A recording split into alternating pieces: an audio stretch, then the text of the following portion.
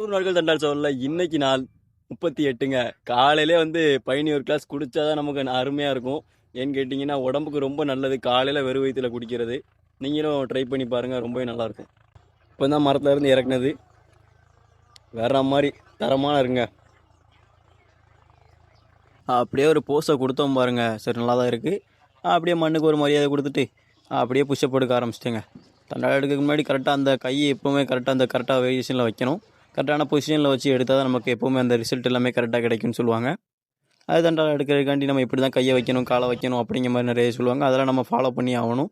ஏன்னு கேட்டிங்கன்னா ஒரு தண்டால் எடுக்கிறோம் ஒரு நாளைக்கு. ஒரு விஷயம் நம்ம பண்ணுறோன்னா அதில் உள்ள பேசிக் எல்லாமே நம்ம கரெக்டாக தெரிஞ்சுட்டு தான் பண்ணணும். ஏன்னு கேட்டிங்கன்னா அப்போ தான் அதில் உள்ள கரெக்டான நம்ம ஃபுல் பெனிஃபிட்டை அன்லாக் பண்ண முடியும்.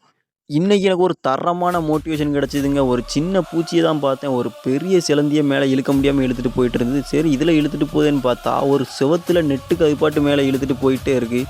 இந்த சின்ன பூச்சியை பார்த்து நானும் நினச்சேன், நம்மளும் இனிமே கடினமாக உழைக்கணும், நம்மளும் முன்னேறணும்னு நினச்சேன். ஒரு பூச்சி இவ்வளோ பண்ணுது, நம்மளால் இன்னும் இதுக்கு மேலே பண்ண முடியும், நமக்கு அறிவு கடவுள் எதுக்கு கொடுத்துருக்கான், நம்ம அதை யூஸ் பண்ணி ஆகணும் அப்படின்னு நினச்சேன்.